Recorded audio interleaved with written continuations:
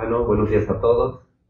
Les agradecemos por la asistencia, sea presencial o virtual, a esta séptima de las sesiones del ciclo de conferencias de Tlatecayo, los artistas de las piedras preciosas.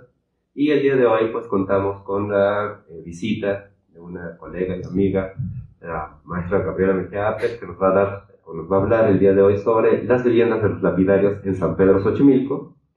Y bueno, antes de darle la palabra, vamos a leer una breve semblanza curricular, ¿no? Gabriela Inés Mejía Apel es licenciada en Arqueología por la ENA y maestra en Antropología por la UNAM. Desde 2010 es investigadora del INAH, adscrita a la Dirección de Salvamento Arqueológico, en donde realiza investigación relacionada con los temas de protección legal y técnica del patrimonio arqueológico e histórico de la Cuenca de México. En cumplimiento de esta labor, ha dirigido proyectos de investigación de campo y gabinete en las zonas poniente y sur de la Ciudad de México, además de que ha participado en proyectos del INAH en Querétaro, Durango y por parte de la UNAM en Teotihuacán. Paralelamente, se ha interesado en el análisis de paleodieta a partir de elementos traza e isótopos estables, analizando colecciones arqueológicas del periodo clásico. Como resultado de su trabajo, ha publicado capítulos en libros y artículos de estos temas y ha presentado ponencias en diversos foros académicos nacionales e internacionales. Adicionalmente, ha impartido clases en las licenciaturas de Arqueología, Antropología Física y Etnología de la ENA. Bueno, le damos la bienvenida. Gabriela, es todo tuyo. Gracias. Hoy vamos a hablar acerca de las viviendas de los lapidarios en el barrio de San Pedro Xochimilco. Antes que nada, pues un agradecimiento y una felicitación al doctor Melgar y a la doctora Reina Solís por la exposición y por, toda esta labor de difusión que realizan en el Museo del Templo Mayor. Y bueno, ya para entrar en materia, aquí tenemos un plano de ubicación, sobre todo para quienes nos estuvieran viendo fuera de la Ciudad de México, para que conozcan en dónde está el asentamiento de Xochimilco, que se encuentra en el sur de la Cuenca de México. Está aquí. Particularmente este sitio, esta zona, tiene un acceso a recursos lacustres y a recursos de bosque, lo cual ha hecho que esté habitada desde el precerámico, desde el periodo precerámico hasta la actualidad. Sin embargo, la ocupación más grande y la de mayor densidad de población pues es la del posclásico tardío, ¿no? Pero digamos que todos estos recursos lacustres es lo que ha permitido esta continuidad de la ocupación y además se caracteriza esta zona, la zona de México, por la producción chinampera. Esta actividad inició en el posclásico tardío también a gran escala y ha continuado incluso hasta el siglo XXI, sur de la Ciudad de México, con este islote. Afortunadamente, en el lugar en donde se hizo el trabajo de excavación arqueológico, pues no hubo muchas construcciones a lo largo del tiempo, y eso nos ayudó a que se preservaran los contextos arqueológicos de una manera pues bastante óptima. Entonces, bueno, aquí tenemos la ubicación de San Bernardino de Siena, en lo que es el centro de Xochimilco, la ubicación del barrio de San Pedro, y aquí se marca en dónde está el lugar en donde se lleva a cabo esta excavación. El barrio de San Pedro Tlalnáhuac se encuentra cercano, como ya vimos, al límite del islote, en donde está asentada la ciudad de Xochimilco. En época colonial, los barrios se identificaron por los oficios que las personas que allí habitaban realizaban. Entonces, por ejemplo, el barrio de San Antonio era conocido por ser un barrio de ceramistas, el barrio de Caltongo era de cesteros, el barrio de la Concepción eran de escultores, y en este caso el barrio de San Pedro Tlalnáhuac fue conocido como el barrio de los herreros. El templo católico fue construido desde los primeros años de la evangelización, desde 1530 inició su construcción por los franciscanos. Y este está compuesto por una sola nave y una torre Y bueno, obviamente ya esta torre fue añadida posteriormente en el siglo XVIII, pero digamos que la base de la construcción data del siglo XVI. Y bueno, según Araceli Peralta, la arquitectura de esta y de los otros templos de los barrios, de los nuevos templos católicos que se fueron construyendo a lo largo del siglo XVI, son de arquitectura popular. Esto es que, aunque sí siguen las directrices académicas, arquitectónicas de la época, también hay una interpretación local, ya que fueron los mismos pobladores quienes contribuyeron en las construcciones de estos templos. Y bueno, además, casualmente, mañana es el día de San Pedro y San Pablo, entonces el lugar está de fiesta, el barrio está de fiesta. La calle Pedro Ramírez del Castillo, que es la que cruza por enfrente del templo y también que cruza enfrente de donde estuvieron las unidades domésticas lapidarias, fue una de las calles principales de salida hacia la Ciudad de México y por eso mismo fue llamada Calle Real. Entonces, digamos que estamos en una zona de salida, de entrada y salida de Xochimilco hacia, pues en general hacia otros lados, pero principalmente hacia la Ciudad de México. Y bueno, Xochimilco fue uno de los primeros asentamientos chichimecas en la Cuenca de México. O sea, está habitado desde el precerámico y la ocupación ha sido continua. Pero ya de esta última migración de grupos que llegaron a la Cuenca de México, los xochimilcas fueron de los primeros que se asentaron. Tuvieron un territorio bastante extenso a lo largo de la cuenca, del sur de la Cuenca de México e incluso hasta el estado de Morelos. Sin embargo, fueron perdiendo territorio, sobre todo a partir de la conquista que sufren por parte de los tecpanecas de Azcapotzalco a fines del siglo XIV.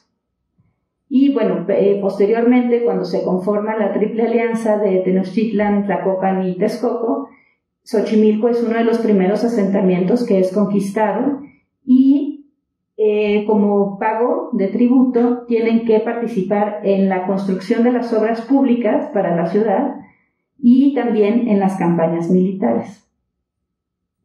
Sin embargo, también Xochimilco se distingue en las fuentes, su importancia, pues, porque, por ejemplo, en la obra de Fray Bernardino de Sahagún y en la obra de Fernando de Alba Ixtlilxóchitl, se ve que los xochimilcas tienen una fama por sus habilidades artesanales, como lapidarios, como ceramistas, como tejedores de tule, como escultores, ¿no? Y entonces, pues este hecho, incluso estas fuentes incluso mencionan que los maestros que trabajaban aquí en Tenochtitlan, en los palacios de lapidaria, los lapidarios que trabajaban aquí en los palacios de Tenochtitlan, provenían de Xochimilco, ¿no? Entonces eso nos habla claramente de la calidad de los trabajos que estas personas xochimilcas realizaban, ¿no? Y el asunto es que en las fuentes no se habla claramente de la producción como tal, ni de los talleres o la forma en la que estos se organizaban. Se habla de los talleres de palacio, pero digamos que no se da como mucha más información.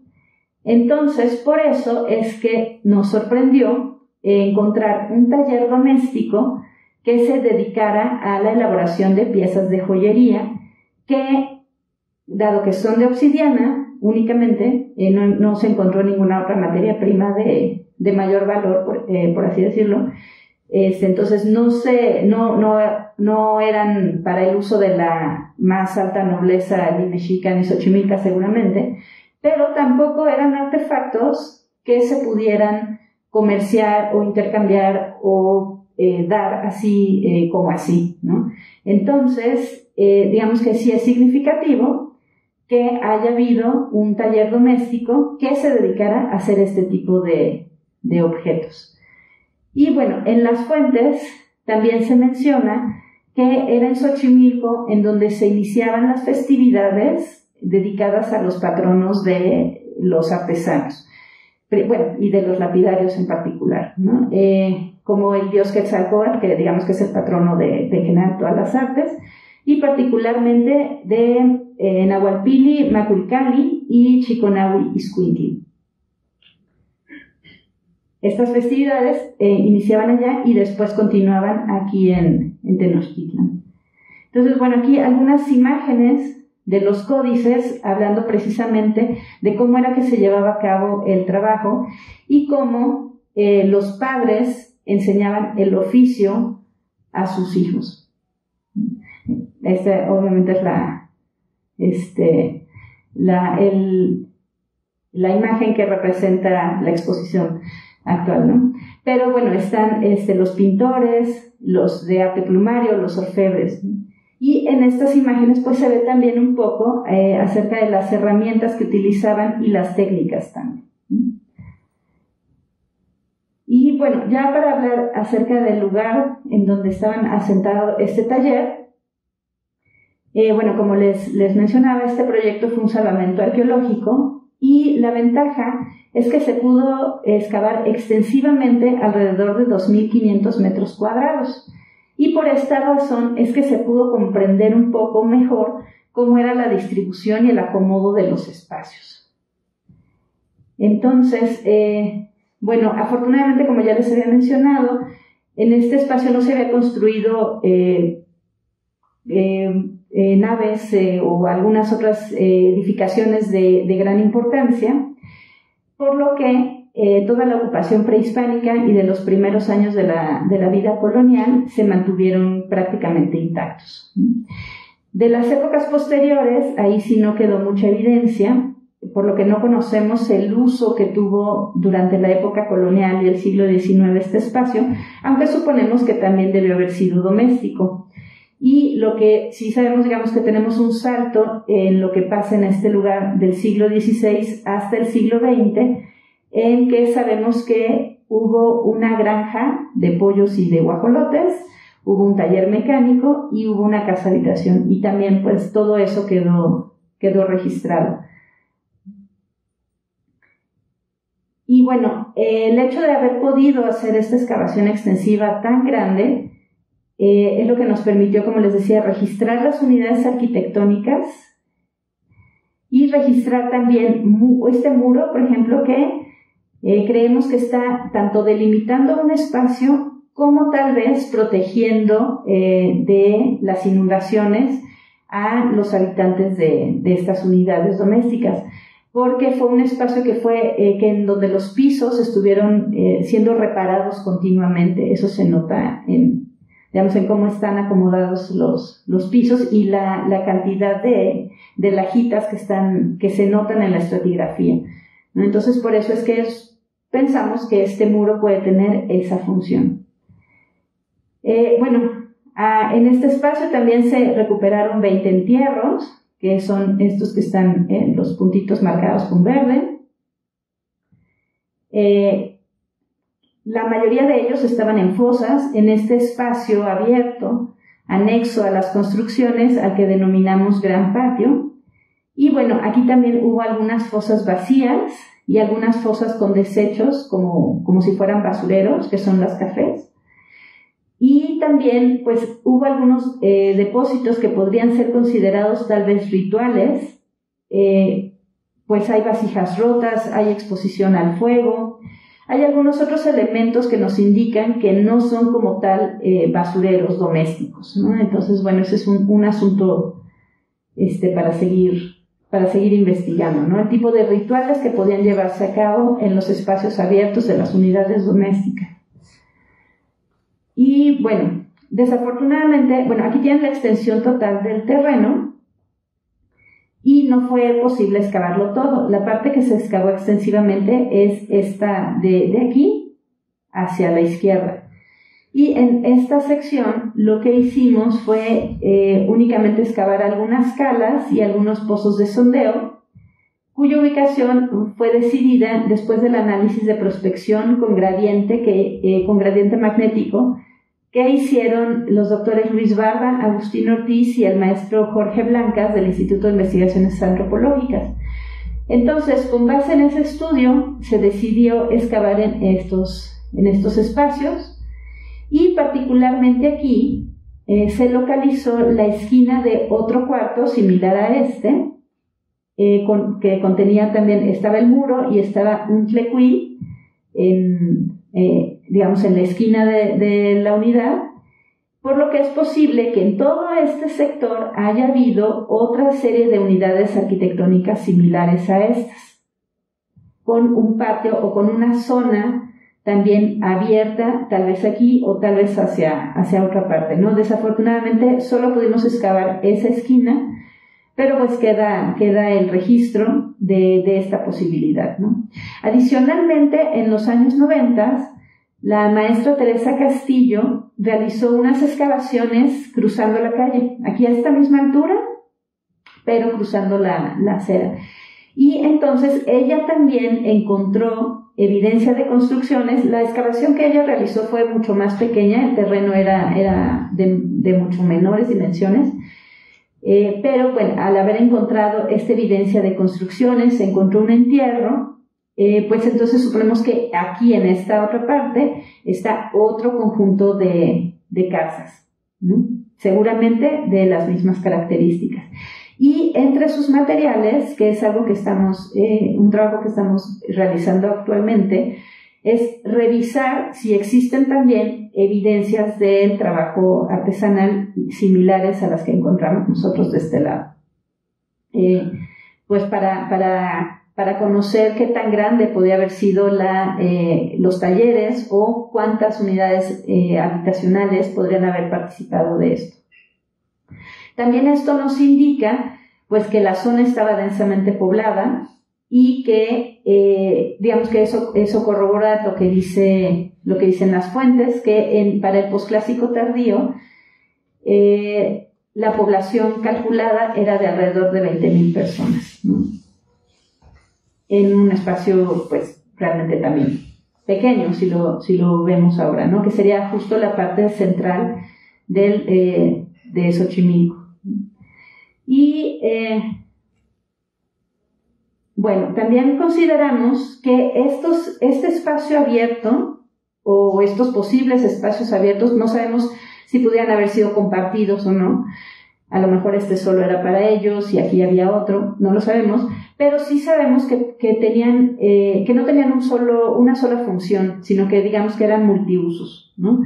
Porque tenemos evidencias de actividades domésticas, hay evidencia de preparación de alimentos, hay evidencia de las actividades rituales, que son pues, de entrada los entierros, adicionalmente de estos espacios que digamos que están pendientes de análisis, pero bueno, y también hemos encontrado evidencias del trabajo artesanal, ¿no? Entonces digamos que es un gran espacio abierto en donde se pueden llevar a cabo distintas actividades, siguiendo un poco como la tradición que se ve desde época clásica, ¿no? Que esa es la función de los patios, ¿no? Un lugar que provee de luz, un lugar que provee de aire fresco, y en donde se realizan generalmente muchas actividades, ¿no? Y también, sobre todo, muchas actividades que a veces no es deseable hacer en espacios cerrados. Y bueno, hablando de la arquitectura, estos cuartos tenían una cimentación con piedras de basalto gris, tesontles rojos y negros, principalmente, y también en algunas partes con lajas de andesita. En estos cuartos, en algunos espacios muy pequeños, desafortunadamente, se conservaron algunos arranques de los muros que eran de adobe. Y nuevamente siguiendo a Araceli Peralta, ella menciona que las casas que predominaron hasta el siglo XX en toda la zona de Xochimilco tenían techumbres de 2 aguas y eran de materiales perecederos, por lo que es probable que estas casas tuvieran una techumbre similar. Y bueno, esta construcción particularmente tenía divisiones internas que formaban 2 cuartos, además de un área más amplia, un cuarto mayor, por así decirlo, una estancia tal vez, y además pues se ve muy claramente el acceso hacia el patio, ¿no? Desde y hacia el patio. Esta otra unidad que se encuentra al lado fue denominada unidad 2. En un primer momento tenemos una construcción también con una división con 2 cuartos, y después se hizo una remodelación en donde quedó un cuarto únicamente con un tlecuil al centro, que sería esta parte que está sombreada en un color más claro. En esta unidad se encontró un fogón doméstico del que se recuperaron muestras para hacer fechamiento de carbono 14. Y bueno, lo que se puede ver es que los apisonados fueron de buena calidad. Entonces, en general, la construcción, los cimientos son de buena calidad. No, si bien no hay pisos de estuco, los apisonados sí tienen una pequeña cubierta de cal, lo que les confirió dureza y también pues una utilidad mayor, ¿no? O sea, en el tiempo pues los hacía más resistentes a las actividades. Posteriormente, bueno, las unidades 1 y 2, digamos que son contemporáneas. Después se hace esta remodelación en donde, digamos que se clausura esta parte, se mantiene esta en uso y además se construye la unidad 3 que está, digamos, hacia la parte norte de esta nueva construcción. En general, la técnica de constructiva fue similar, aunque sí se nota un poco de menor calidad, sobre todo porque las piedras, por ejemplo, que forman los cimientos son más irregulares, son de menores dimensiones, pero en general se mantienen las técnicas constructivas y se mantiene también esta especie de separación de los cuartos al interior, ¿no? Y aquí también pues claramente se ve el acceso hacia la parte sur, hacia donde está el otro cuarto del que es contemporáneo. Y bueno, como les mencionaba, en la unidad arquitectónica 2 se encontró este fogón, de donde se pudieron obtener muestras de holotes que fueron fechadas por carbono 14 en el Laboratorio Universitario de Radiocarbono con la doctora Laura Beramendi y la maestra Galia González. Las fechas que arrojó el carbono 14 pues nos remiten indudablemente al posclásico tardío, al siglo XV, ¿no? Particularmente, ¿no? Una ocupación principalmente en el siglo XV. Adicionalmente, y debido a que los apisonados eran de buena calidad y se conservaron en buen estado, fue posible tomar también muestras para hacer datación por arqueomagnetismo con la doctora Ana María Soler del Instituto de Geofísica de la UNAM. Entonces, estas fechas nos confirman la principal ocupación en el siglo XV y además es posible calcular cada cuánto tiempo se reparaban los apisonados, digamos, más o menos la vida útil de los apisonados y también la época en la que se llevó a cabo esta última remodelación de la que les hablaba. Se habían tomado también otras muestras en esta parte y aquí también en el gran patio, desafortunadamente no salieron, pero digamos que podemos, debido a que el nivel pues en el que se encuentran las dos construcciones, la 3 y la 4, pues nos remiten a su construcción o remodelación a fines del siglo XV, principios del siglo XVI, ¿no? Ya en la última etapa, pues antes de la llegada de los españoles. Y bueno, digamos que esto fue la confirmación arqueométrica de lo que ya habíamos estado viendo desde la excavación y con la limpieza de los materiales, porque pues la mayor parte de los materiales, el 90%, correspondía precisamente al posclásico tardío, ¿no? Estos indicaban, no solo estos materiales indican no solo la temporalidad, sino también la función, ¿no? La ocupación. Entonces, nos siguen hablando de ocupaciones domésticas con toda la vajilla necesaria para la preparación y el consumo de alimentos. Tenemos además los fogones, las fosas para basura, digámoslo así, los basureros. Digamos, todo eso nos remite a una ocupación doméstica, ¿no? Las navajillas prismáticas que sirven, pues, para desde cortar las verduras, cortar el cabello, ¿no? Entonces, todo nos habla de esta ocupación predominantemente doméstica, al parecer, hasta este momento, ¿no? Los principales, la mayor parte del material cerámico correspondía a los tipos Azteca 3, negro sobre anaranjado, y Azteca anaranjado monócromo, y después le seguían los tipos Xochimilco crema monócromo y negro sobre crema, Xochimilco negro sobre crema, ¿no? Digamos que nuevamente, pues, dándole más evidencia a la ocupación, la función, y sin embargo, todo cambió cuando empezamos a notar la presencia de objetos que no son tan comunes o que no se esperan en una unidad doméstica cualquiera, por así llamarlo. Los besotes, por ejemplo, eran insignias militares hechas de obsidiana, y las más finas eran hechas de oro, de ámbar, de turquesa, de cristal de roca, y eran las que utilizaban los nobles y los guerreros de más alto rango. Sin embargo, también eran entregadas a los soldados que se hubieran distinguido en la batalla y que hubieran tomado prisioneros en guerra, ¿no? Otros elementos que resaltaron fueron las cuentas de piedra verde, que según los análisis hechos por los doctores Melgar y Solís, tienen huellas de manufactura foránea, es decir, que estos llegaron ya terminados aquí a la Cuenca de México.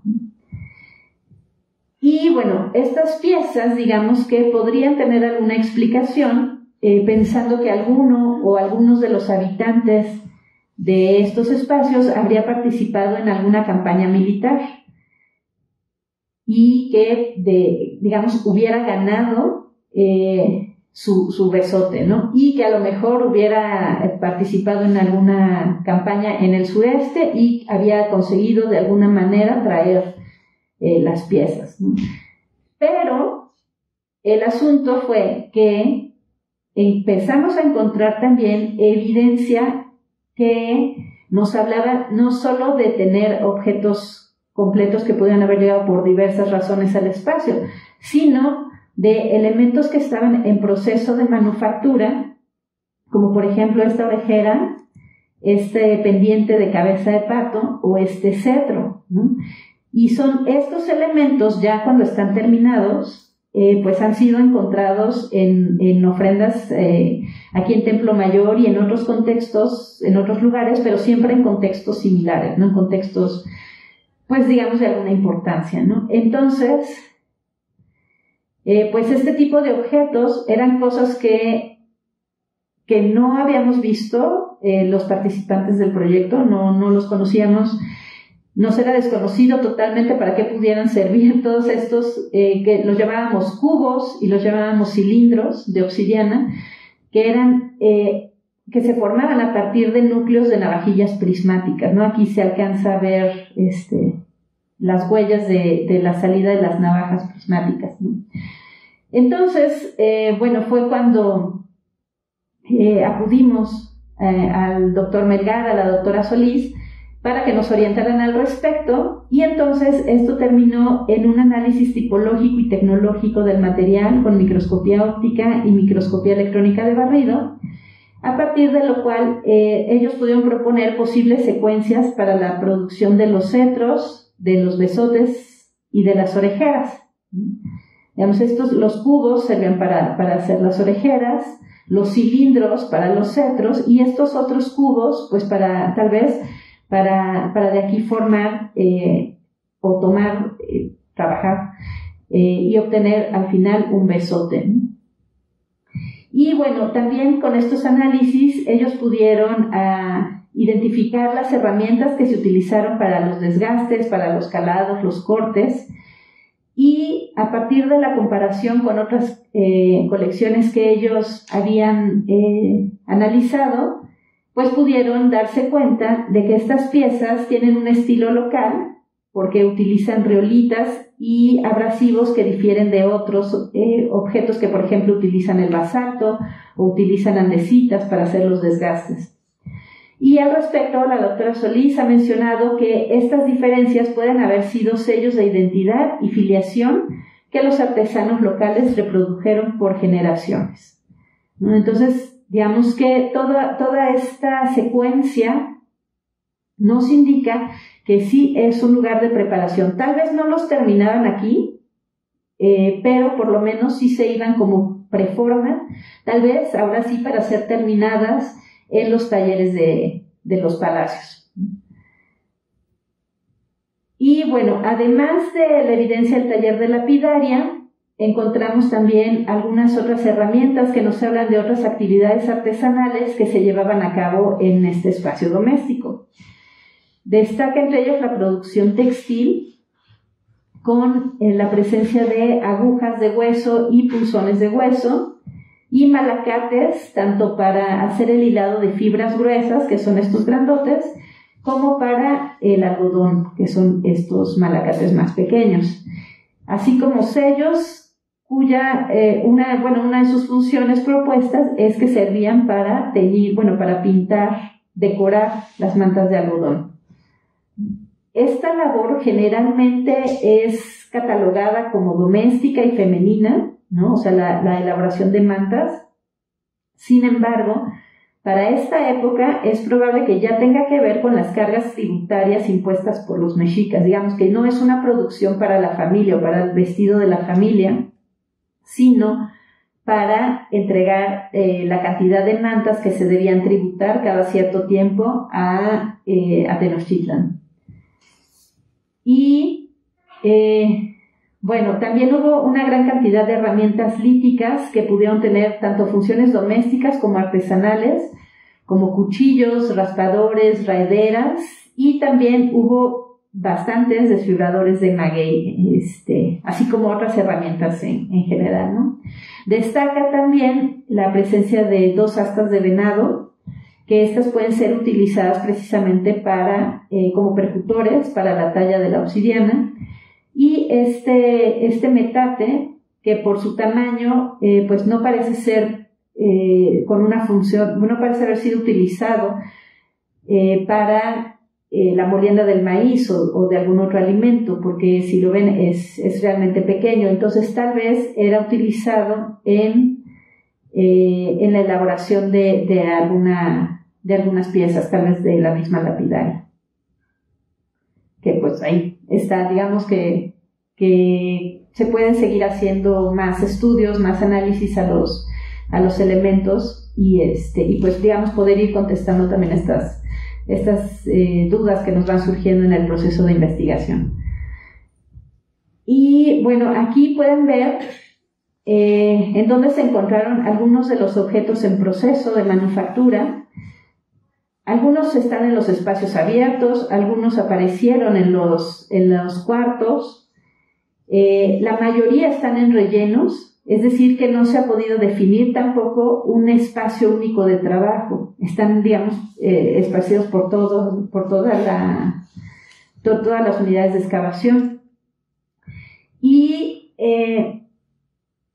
digamos que los encontramos en distintos contextos. Algunos como estos estaban en las fosas, otros sí estaban al interior de los cuartos, por ejemplo el pendiente de cabeza de pato, estas digamos como preformas de los cetros, pero pues también estaban digamos que en cualquier parte del gran patio, ¿no? Entonces no hay una ubicación que podamos dar para este trabajo. Y pues los objetos terminados, casi terminados, de la misma forma se encuentran en distintos espacios, al interior y al exterior de las unidades arquitectónicas, ¿no?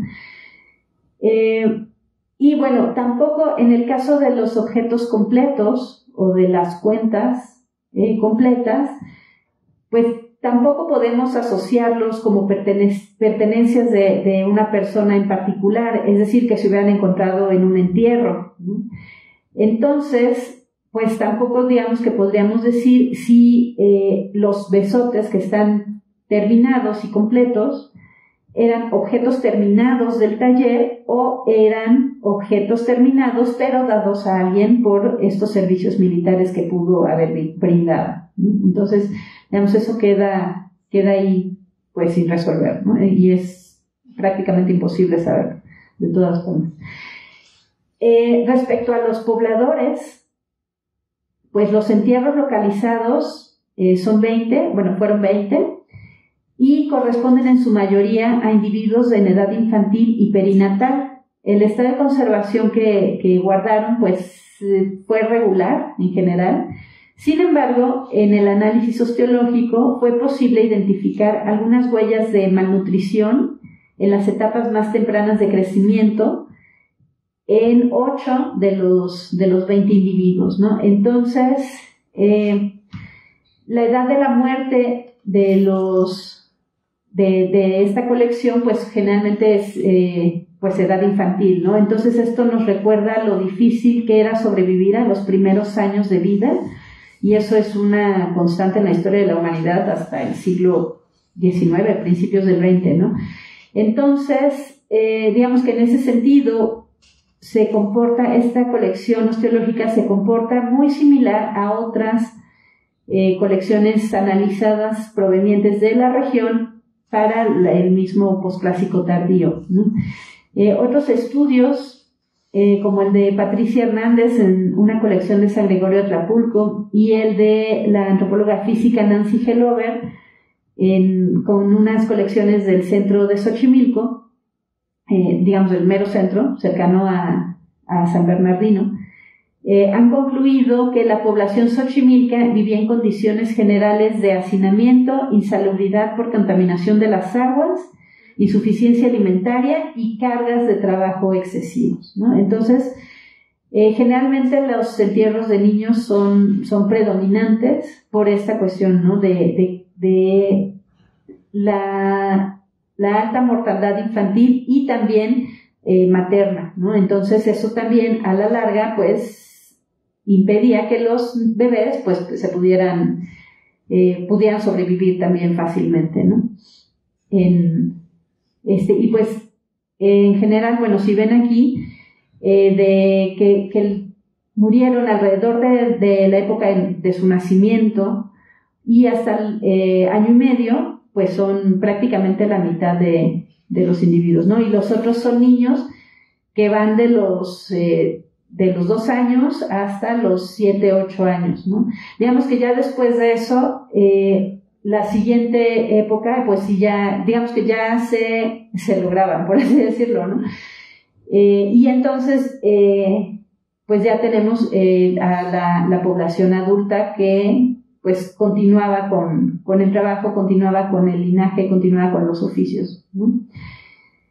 Y bueno, también, por ejemplo, se encontraron un par de entierros de cánidos, ¿no? Entonces eso también, pues nos habla de estos rituales. Tal vez alguno de estos perros, pues fue algún acompañante de alguno de los entierros, ¿no?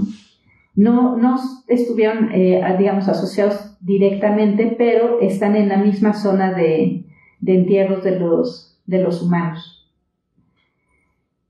Y bueno, esta imagen es la reconstrucción de una unidad habitacional en Jico, también en la parte sur de la Cuenca de México, que fue hecha por Raúl Ávila y sus colaboradores. Y entonces aquí él reconstruye la vida doméstica en un espacio en donde también se combinaba con la labor artesanal. Entonces la distribución de los cuartos de las construcciones alrededor de un gran espacio abierto pues es similar a lo que encontramos acá en San Pedro Xochimilco. Y bueno, aquí en la imagen se ve las zonas de preparación de alimentos, se ve además también la producción artesanal, que en este caso pues son ceramistas, y se ve aquí al fondo la producción ¿cómo se dice?, la producción de textiles, ¿no? Entonces, pues se está como reconstruyendo lo que era la dinámica en una unidad doméstica en donde se hacía el trabajo al mismo tiempo que las funciones domésticas. La importancia de los contextos registrados aquí en San Pedro Xochimilco pues radica en que se encontró evidencia de algunos objetos ornamentales que se hacían en talleres domésticos o que por lo menos se iban como preformas desde estos talleres domésticos, y eso nos habla que no forzosamente los talleres para este tipo de objetos estaban adscritos a los palacios, ¿no? Y bueno, si bien suponemos que la producción aquí realizada no era para el uso de los nobles principales, la manufactura de las piezas, de todas formas, requería el conocimiento de técnicas de corte, de pulido, de desgaste, de calado, para poder lograr las piezas de la más alta calidad posible debido a la función social que éstas tenían, ¿no? Finalmente eran un reconocimiento y una prebenda que otorgaba el gobierno a todo ese ejército con el cual fue y conquistó pues prácticamente todo el territorio que ahora es México, ¿no? Entonces, el hecho de que no fueran para el uso de la más alta nobleza no significa que estuvieran mal hechos o que fueran de mala calidad, ¿no? Entonces, el hecho de que también estuvieran en un espacio, en un taller doméstico, pues nos habla como de estas dinámicas de la población, de la producción, que a lo mejor antes para ciertos artefactos no se considerarían, ¿no? Por la importancia social que tienen. Y bueno, con la llegada de los conquistadores españoles, pues obviamente hubo cambios enormes en la vida de todos los indígenas, de todos los asentamientos y de todas las clases sociales, etnias y demás, pero pues consideramos que para los habitantes de este conjunto debió haber sido aún más difícil porque su oficio desapareció. Todo lo que significaban las piezas que ellos elaboraban, pues finalmente perdió un sentido social, perdió un sentido religioso, fueron prohibidas, no se podían ya elaborar este tipo de ornamentos, ya no se podían elaborar estos objetos para las ofrendas, simplemente porque estas ofrendas pues ya estaban prohibidas y el culto había sido sustituido por el culto católico, ¿no? Entonces, sin embargo, pues la vida en este espacio de alguna u otra forma continuó, porque en estas construcciones que son de la última parte del siglo XV y principios del siglo XVI, consideramos que estuvieron en pie por lo menos hasta principios del siglo XVII, porque es la época de la que datan estas monedas de plata que tienen el escudo de Felipe III. Se encontraron 2 monedas de 2 reales y una moneda de 1 real de plata. Entonces, pues por eso es que suponemos que por lo menos hasta principios del siglo XVII el espacio está ocupado y con la misma distribución que tenía en época prehispánica, ¿no? También hay, algunas adecuaciones arquitectónicas, como por ejemplo colocaron este gozne para un acceso, un gozne de puerta, ¿no? En donde se empotra la puerta y entonces ya puede abrir y cerrar, no son bisagras, sino desde abajo gira la puerta y pues digamos que eso nos habla de la adecuación a un estilo de vida distinto al que se tenía en época prehispánica, ¿no? Igual la construcción de este pozo en la zona del patio. De aquí se sacaron la mayor cantidad de materiales de época colonial que fueron recuperados en todo el proyecto, ¿no? Y bueno, también hay aquí algunos indicios cerámicos. Hay cerámica colonial que representa por ejemplo, a españoles, representa tal vez alguna virgen, algún santo, ¿no? Pero por los vestidos que traen las figuras, pues nos habla indudablemente que son de manufactura ya del periodo colonial del siglo XVI, ¿no? Y bueno, la cerámica azteca 4 que es pues que nos habla indudablemente de este periodo, ¿no? Ya los soportes de los cajetes o de los molcajetes tienen este tipo de decoración, ¿no? Entonces eso sí nos habla absolutamente de una ocupación durante el siglo XVI. Y bueno, digamos que esta es la información que pudimos obtener de este espacio. Y bueno, toda la conjunción, las interpretaciones han sido posibles pues gracias al trabajo y al conocimiento de otros colegas y amigos que no dudaron en ayudarnos, en apoyarnos para entender qué era lo que estaba pasando en estos espacios, ¿no? Entonces, pues a todos ellos, pues muchas gracias, porque pues es el resultado del trabajo de todos, ¿no?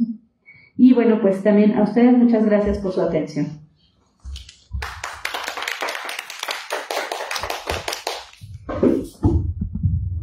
Perfecto, David. Muchas gracias por tan interesante charla sobre pues, estos espacios productivos que en principio pues no, digamos, no son tan taquilleros como encontrar tumbas, entierros de gobernantes o en el área maya, ¿no? Tableros, estelas, dinteles, ¿no? Con escritura, pero bueno, estos contextos nos dan mucha información y además muchas de estas evidencias de trabajo pues forman parte de la exposición temporal y que al público pues les estamos mostrando en dos de las vitrinas justamente las secuencias de elaboración de muchos de estos objetos, ¿no? Entonces para nosotros es muy interesante que hayan recuperado este tipo de evidencias que son muy distintas a la mayoría de las producciones palaciegas que hay en Tenochtitlan, ¿no? Tenemos varios saludos del público que tenemos por Facebook, ¿no? Tuvimos alrededor de 50 personas y ahorita vamos a leer algunas de las preguntas que ya empezaron a llegar, pero aquí de las personas que están en el auditorio, ¿tienen alguna duda, alguna pregunta, algún comentario que quieran hacer? Bueno, ahorita sí se animan. Mira, antes de pasar a las preguntas, yo puse en el chat mismo incluso que para mí es muy interesante que las evidencias de producción te estén apareciendo la gran mayoría en el gran patio o en este espacio abierto, ya que con base en los estudios que hemos hecho en este tipo de contextos o la revisión bibliográfica que hemos tenido de más de 60 sitios publicaciones sobre evidencias de producción, es muy interesante que, contrario a lo que uno se imagina desde, digamos, nuestro mundo moderno occidental, que los talleres son espacios cerrados, cuartos estrechos o oscuros, ¿no? Tenemos que pensar que esta gente no trabaja a la luz de las antorchas, o, bueno, no había velas, ¿no? Pero algo parecido a ese tipo de iluminación artificial, sino más bien ellos aprovechan la luz natural, pero obviamente no directamente bajo la luz del sol, o sea, que así que se quemen como lagartijas, ¿no? Entonces están aprovechando las partes que la luz natural, pero con la sombra, les generan las unidades domésticas o estos conjuntos alrededor de patios, y ahí es donde están trabajando, al menos yo he podido ver ese tipo de evidencias de producción, que están siendo los lugares preferidos para trabajar estos materiales, sea el área maya, sea en el norte de México, en el área andina, incluso en contextos de Oceanía, que, digamos, con el mismo nivel tecnológico, neolítico, podríamos decir, ¿no? Entonces, para mí es muy interesante que te salgan ahí, ¿no? Y que los pocos que salen en los cuartos, quizás no tienen ahí, los están guardados, pero no es propiamente el espacio de trabajo, ¿no? Voy a pasar con las felicitaciones, ¿no? Tienes de Canto de Lluvia, buenos días a todos, de Vania Esparza igual, de Pato Rostand, te saludan, ¿no? Bueno, aquí uno de los compañeros del museo, Raúl Guerrero, Laura de León Romo, algunos incluso te mandan a los que son desde Morelos, de Chiautla, Estado de México, Manuel Aguilar, bueno, de Agustín Ortiz, ¿no? Saludos Agustín, que estás viendo, Berta, saludos desde Morelos, ¿no? David te dice, qué interesante escuchar la transición por la que pasó este centro de manufactura. Y a Hermano Sierra ya tenemos la pregunta, sobre los entierros, ¿se sabe la edad de los adultos o la edad máxima que pudo haber alcanzado esta población? Bueno, los adultos fueron 2 mujeres y un hombre, son adultos medios. Generalmente la población prehispánica no vivía más allá de 50 años en el mejor escenario de vida. Generalmente andaban falleciendo alrededor de los 30 a 40 años, y sí hay mucha mortandad de mujeres en las labores de parto. Eso también es, o sea, eso en general en las colecciones osteológicas se puede ver. En este caso son adultos medios, es decir, adultos jóvenes, alrededor de los 30 años, y son de los que presentan algunas de estas marcas en los huesos que hablan de esta malnutrición a lo largo de su vida, principalmente en la época de crecimiento, ¿no? O sea, cuando eran niños.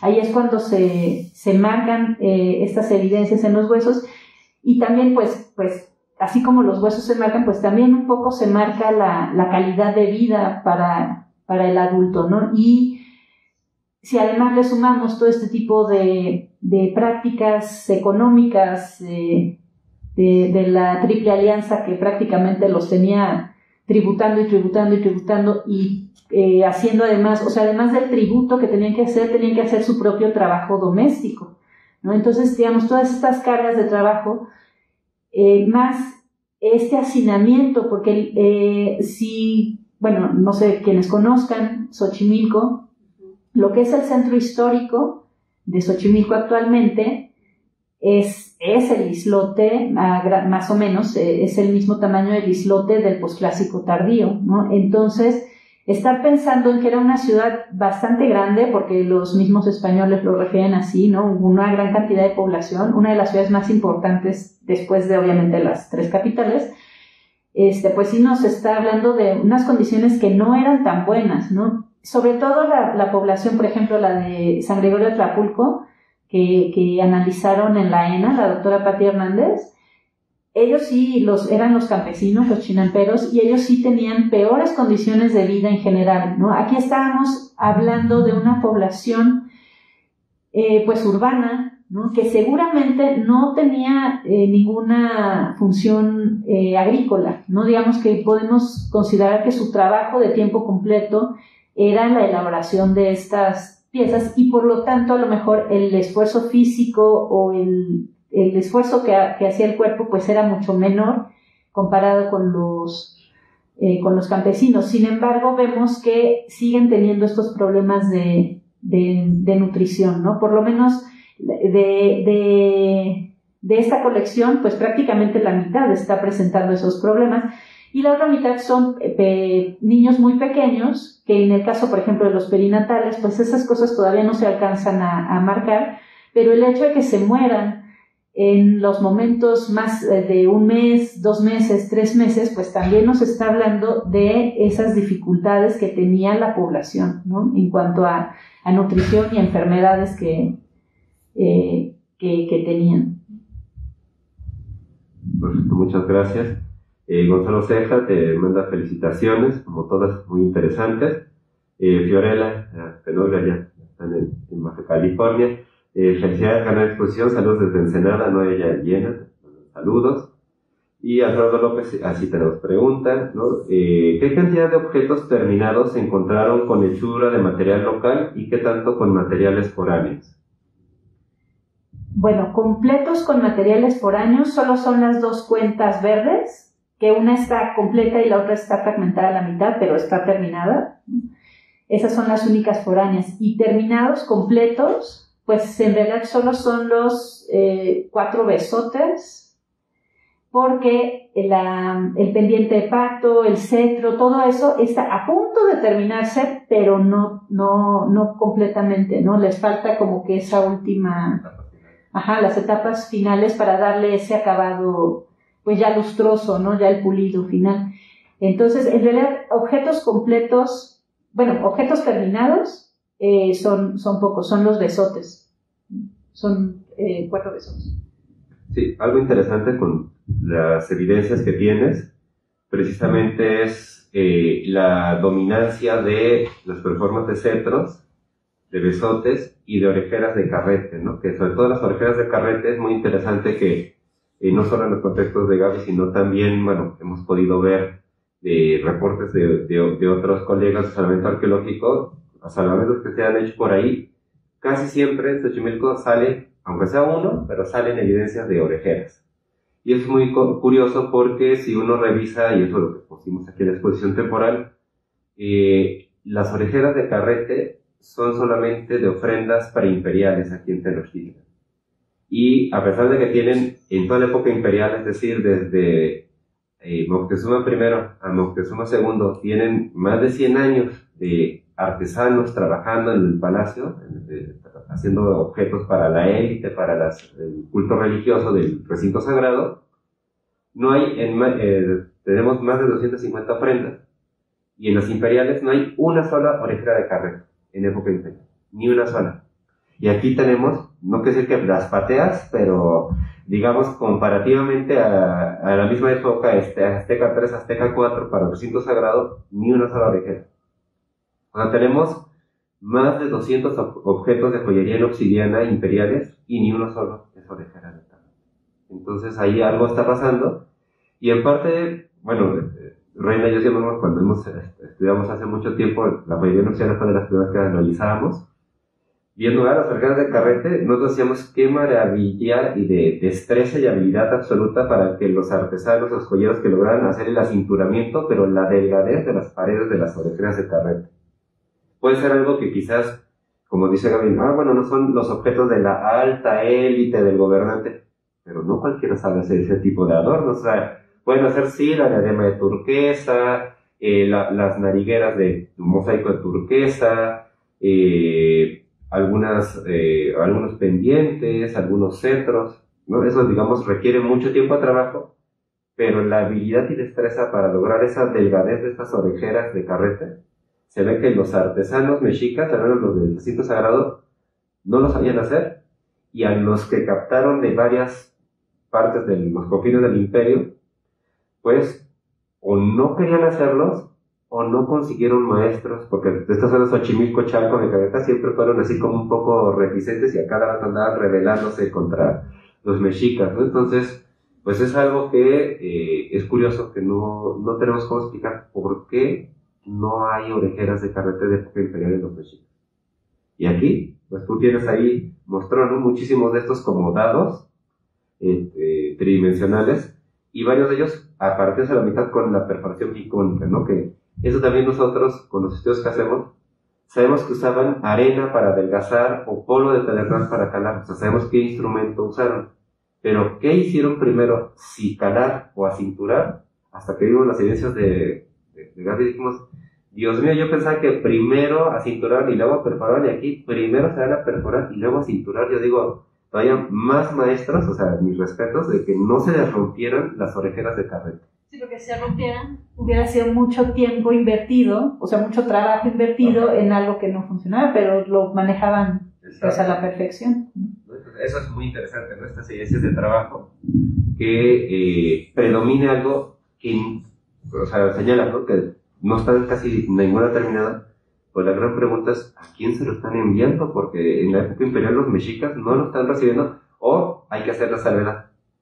En las ofrendas a los dioses no las están dando, pero la élite mexica y la intensa vida ritual que casi todo, como pueblo, ¿no?, todo el año tienen fiesta y pachanga, todo el tiempo están usando las orejeras para los militares, las élites, los invitados especiales, todo, pero a los dioses no les están llegando, o no les parece importante darle este tipo de objetos a las divinidades, ¿no? Entonces eso también puede ser la ausencia de estos objetos. Pero si ese fuera el caso, hay salvamentos del programa de arqueología urbana y de otros barrios, que son los 4 barrios principales de Tenochtitlan, y hasta donde yo recuerdo casi no salen orejeras de carrete. Entonces eso quiere decir que esa no va a otra zona, quizás hacia Otumba, que ahí sí han salido muchas orejeras. La zona texcocana, esos sí son consumidores de lo que se hace aquí en Xochimilco. Tenemos, ¿no?, más felicitaciones, Lulú Valdés, ¿no?, muy interesantes los datos. El Comité Latinoamericano, ¿no?, te dice excelente exposición, muchas felicidades. Una duda, ¿los objetos en proceso de manufactura coinciden con las propuestas hechas por otras investigaciones que he dirigido yo? y si se realizarán más estudios en estos materiales para corroborar las secuencias de elaboración. Bueno, aquí el asunto es que los expertos son ellos. Yo, como lo mencioné, cuando empezaron a salir esas cosas en la excavación, nada más nos quedábamos viendo así de otro cubito y otro cilindro, pero es que, ¿no? Y veíamos pues la evidencia del núcleo prismático, ¿no? Así de, a partir de un núcleo prismático aquí se ve claramente la huella de las navajillas y ahora lo están partiendo o ahora lo están acinturando, ¿no? Y entonces, en realidad, pues sí, ¿no? Yo concuerdo, porque aquí, pues ellos tienen mucha experiencia en ello, ¿no? Sí, como había señalado en la presentación, si bien sí coincide en términos abstractos de que lo que hacemos los análisis tecnológicos podemos identificar con qué desgastan, con qué cortan, con qué perforan, con qué hacen, bueno, casi no tienes incisiones, pero las pocas veces terminas con qué las pulen, con qué las bruñen.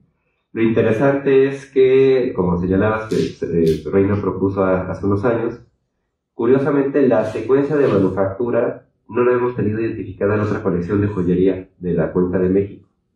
Y como tal, por lo tanto, Reina planteaba que quizás era parte del sello identitario de producción, diríamos como hecho en, o sea, como uno ve la ropa, ¿no? Que así podemos identificar la casa por la secuencia de elaboración.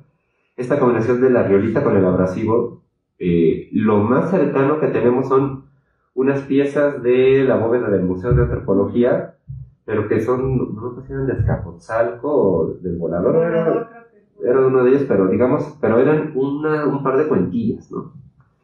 Sin embargo, el recinto sagrado les gusta usar basalto, sin abrasivos.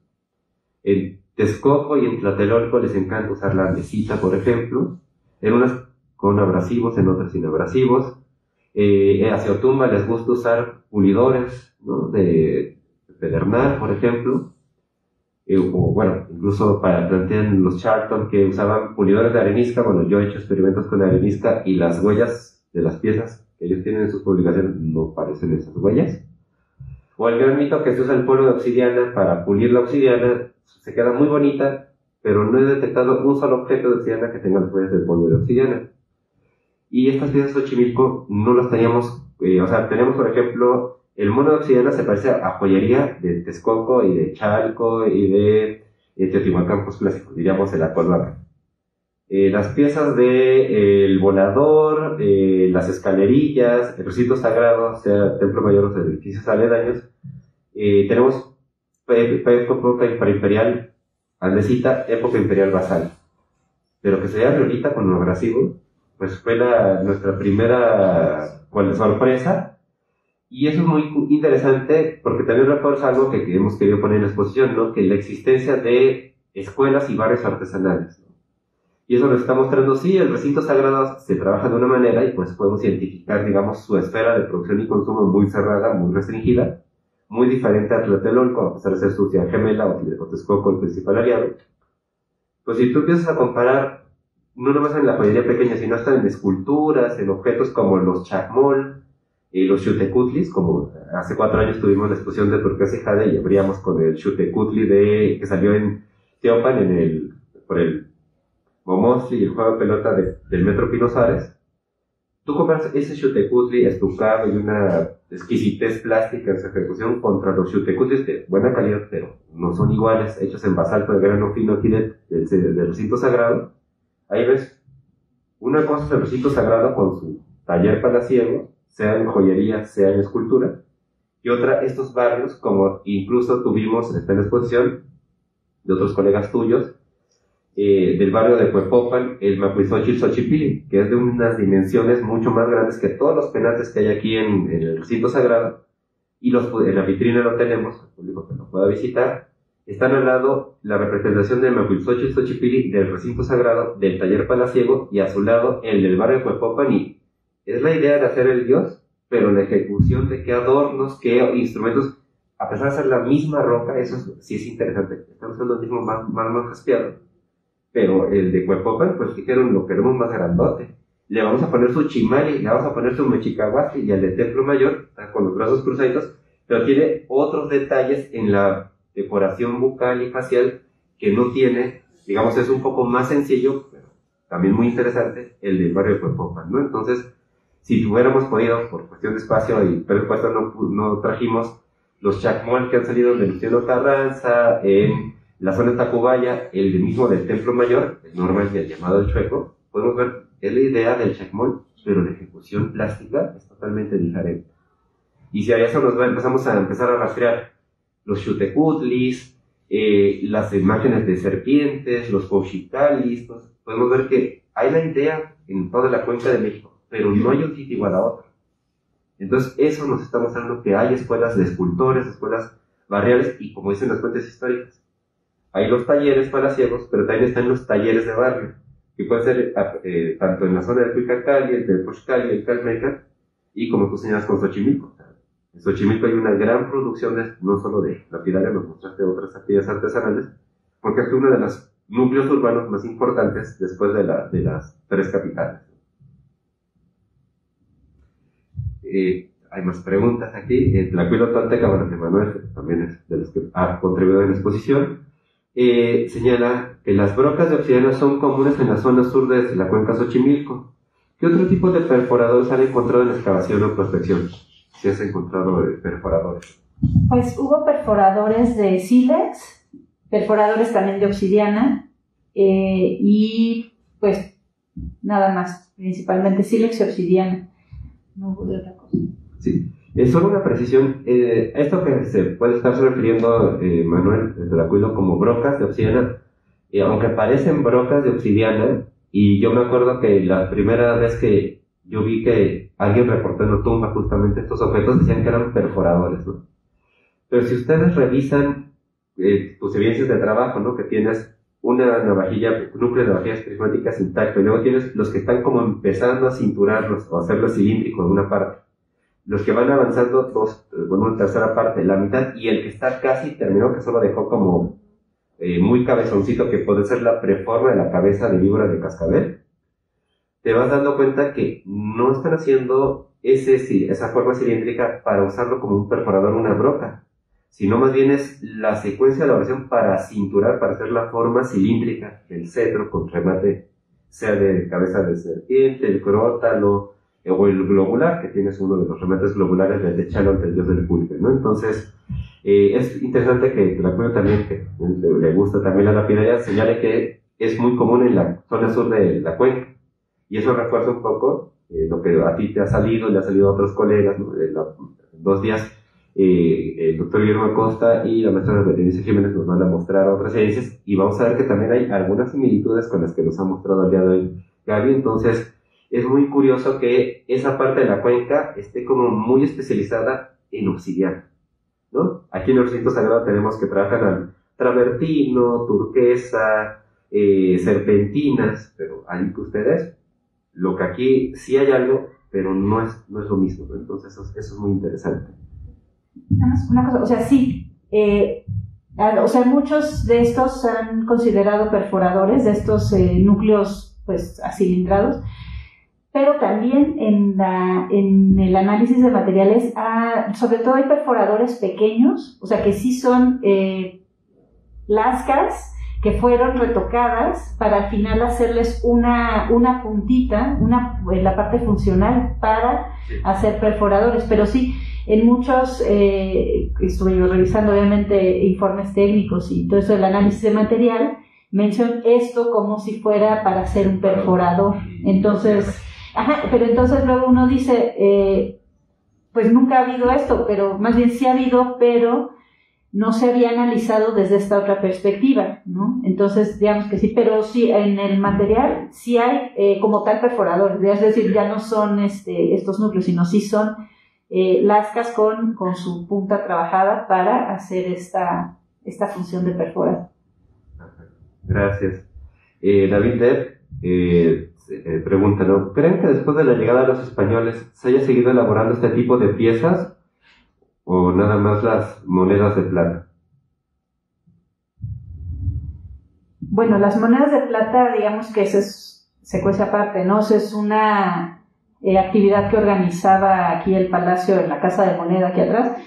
Eso no, lo que se podía hacer, lo que podían hacer las personas era mocharle cachitos a las monedas, que por eso es que todas esas monedas del siglo XVI, XVII son muy irregulares, ¿no? Hasta que decidieron hacer ya las monedas como más redondas, más del tipo que usamos actualmente.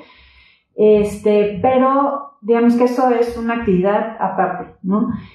Yo lo que creo es que que estas actividades, estos artefactos ya no se hicieron, porque no tenía ya ninguna función social ni económica, o sea, no podían obtener alguna ganancia, por ejemplo, no era algo que fueran a tributar, ¿no? Ahora los españoles estaban pidiendo otros tipos de tributo, generalmente alimentos y mano de obra, ¿no? Mano de obra para construir sus casas, sus calles, ¿no? O sea, no mano de obra de este tipo de artefactos.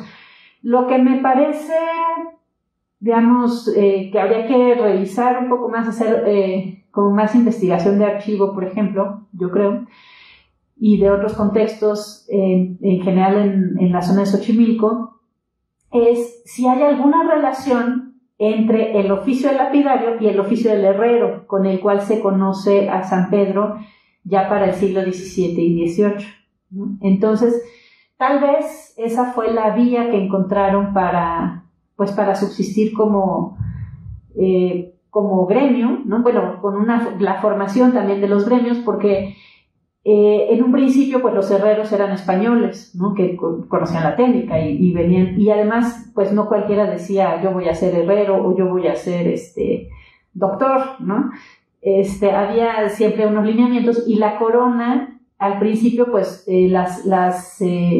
¿cómo se dicen? Los permisos, no me acuerdo cómo se llama el nombre, pero son finalmente permisos de actividad para los herreros, eran solamente para españoles. A lo largo del siglo XVI los frailes estuvieron interviniendo, y además pues como ellos habían instalado en sus conventos las escuelas de artes y oficios, pues para que también los indígenas pudieran llevar a cabo de forma oficial algunas otras actividades, entre ellas la de ser herrero. Entonces, ya para fines del siglo XVI sí ya hay indígenas reportados como herreros, ¿no? Para hacer todo lo que también había de construcción, ¿no? O sea, todas las iglesias, todo lo que estaban construyendo, pues obviamente necesitaba herrería, necesitaba cerrojos, necesitaba, digamos, como todo ese tipo de implementos, además de las herramientas para la agricultura, ¿no? Porque pues ese también fue otro cambio tecnológico, ¿no? Ahora ya implementar, los azadones y todo eso ya de metal. Entonces, digamos que esa pudo haber sido una vía que encontraron las personas de aquí de San Pedro, ¿no? Y por eso es el oficio de los herreros. Pero bueno, no lo podría asegurar en este momento, pero sí, yo creo que por lo menos al principio de la época colonial esta actividad tuvo que haber terminado, ¿no? Y ya más bien lo que siguió después pues ya fue una nueva forma de actividad económica que encontraron, si es que es el caso, ¿no? Sí, además, algo que tenemos que tomar en cuenta es que los joyeros o los lapidarios hacían muchas insignias de divinidades, y pues eso con la imposición cristiana o católica, pues era ya hasta para casi proscrito, ¿no? Perseguido. Y la otra es que las rocas minerales, que eran las piedras preciosas y semipreciosas del mundo mesoamericano, pues casi ninguna de ellas fue considerada como piedra preciosa ya por el mundo europeo, ¿no? Ya más bien ellos buscaban esmeraldas, zafiros, rubíes, que eso sí, por ejemplo, en Colombia se encontraron este tipo de piedras preciosas, pero por ejemplo que les llegaron, ¿no? Con adornos de obsidiana, de travertino, de jadeita. O sea, están bonitas, pero lo que uno puede ver es que a algunos de estos joyeros como que medio sobrevivieron un poco, porque uno ve algunas de estas custodias, reliquias o adornos de las iglesias que tienen engastes de piedras preciosas, no todas, obviamente, esmeraldas, rubíes, estos materiales más codiciados por los europeos, pero pues obviamente no podían traer tan fácil estos materiales desde el viejo mundo o de otras colonias, ¿no? Entonces, podemos rastrear ahí ello, y quizás los joyeros o los lapidarios que más se notan son los que empezaron a hacer estas pilas de agua bendita, Uno puede, por ejemplo, en Puebla, en la red de Cali, Tepeaca, todo ello, están usando el travertino, el llamado alabastro, para hacer este tipo de pilas bautismales o de adornos, ¿no? Las columnas de las iglesias en esta región, ¿no?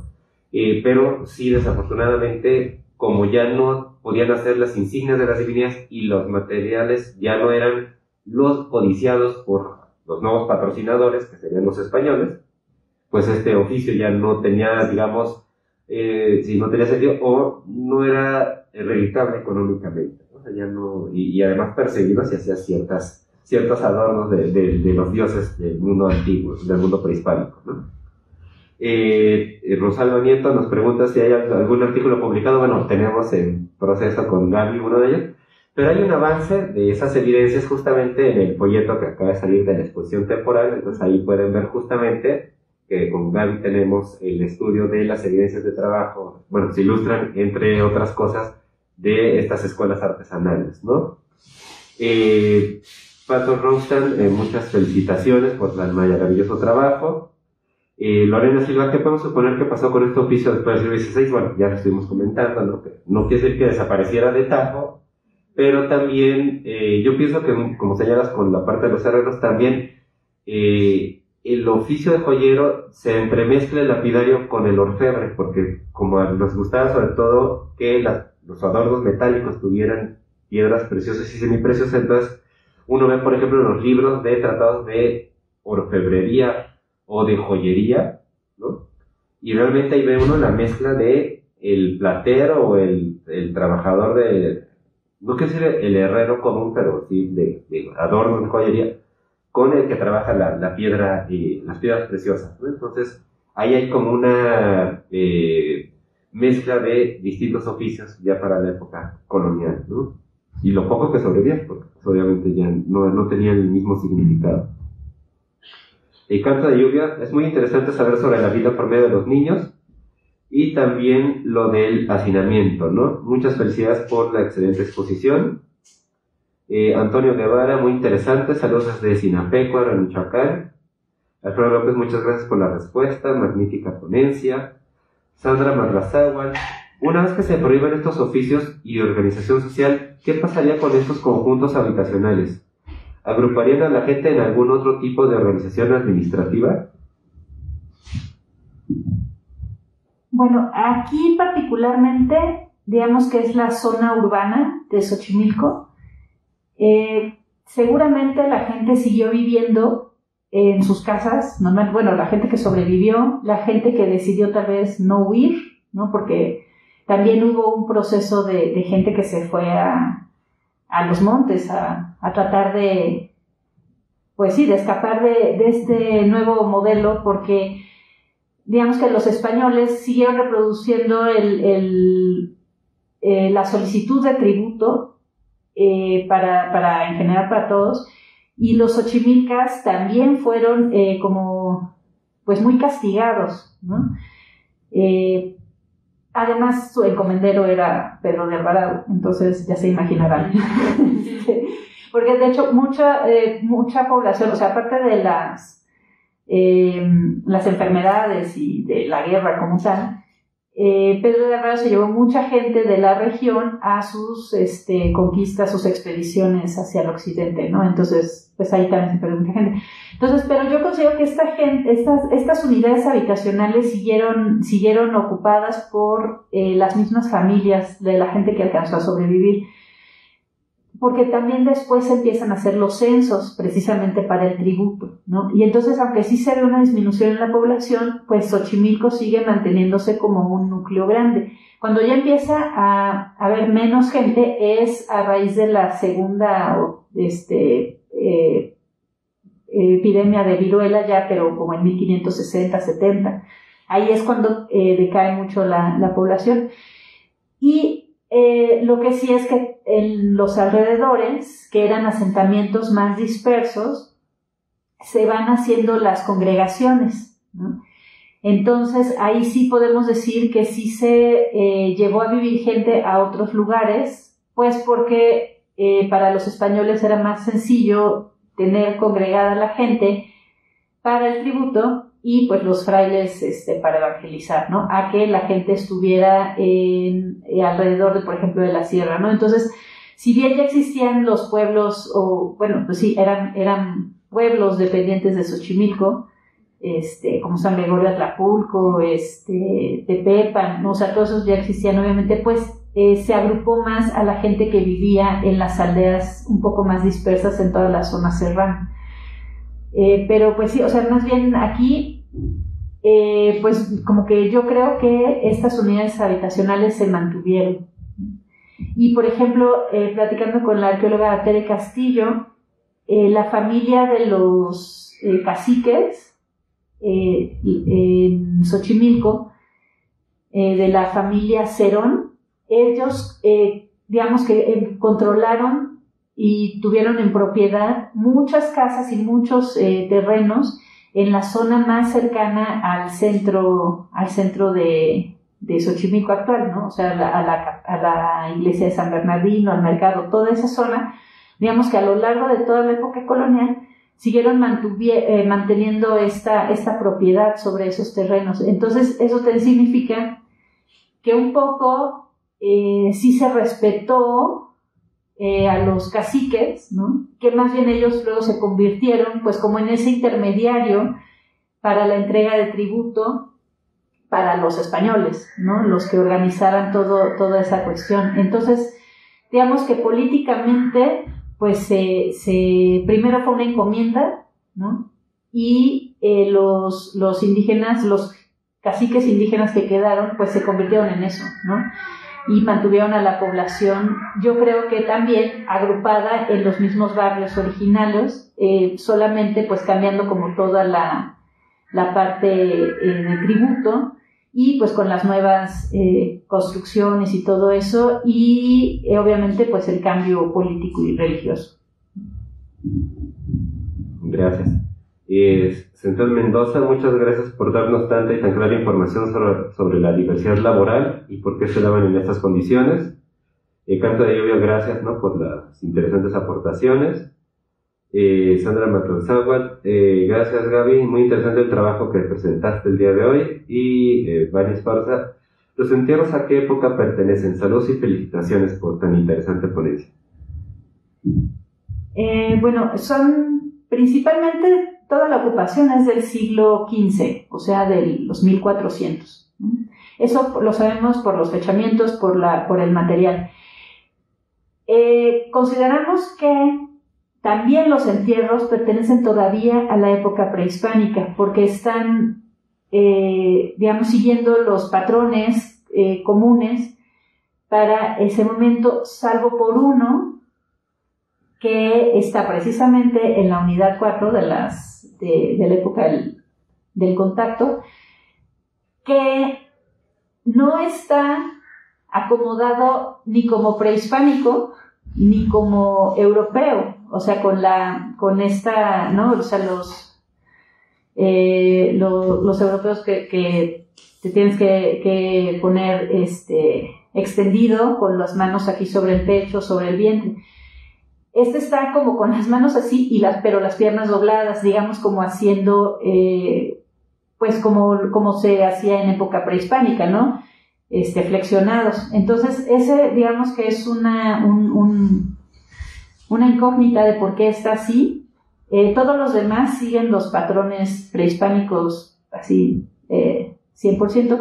Incluso también es el asunto, ¿no? Si alguno de estos, por ejemplo, los niños, hubieran muerto en esos momentos de los primeros años, pues como salió ahora, ¿no?, en las noticias de ayer con el arqueólogo Juan Carlos Campos, acá en La Lagunilla, ¿no? O sea, están manteniendo su tradición, o como ellos creían que debía hacerse el ritual funerario, a pesar de ya estar inmersos en estos inicios de la evangelización y de toda esta nueva visión del mundo, ¿no? Entonces, pero sí, o sea, salvo que les menciono, todos los demás sí siguen los patrones prehispánicos al 100%. Entonces, consideramos que pues son todavía de época prehispánica.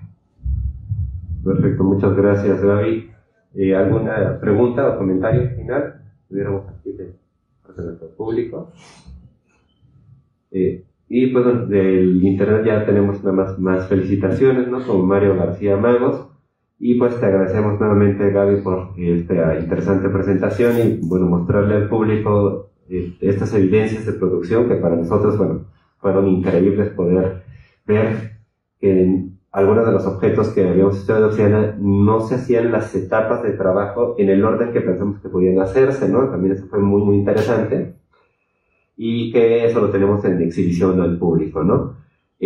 También, pues, te agradecemos nuevamente y los invitamos a que nos acompañen el próximo jueves, que continuaremos con esta parte de la Cuenca de México, donde nos mostrarán el doctor Guillermo Acosta y la maestra Berenice Jiménez más evidencias de este tipo de objetos en esta región de la Cuenca de México, ¿no? Con Acatla, entre otras, ahí en la zona sur de la cuenca. Muchas gracias y nos vemos en 2 días. Hasta luego.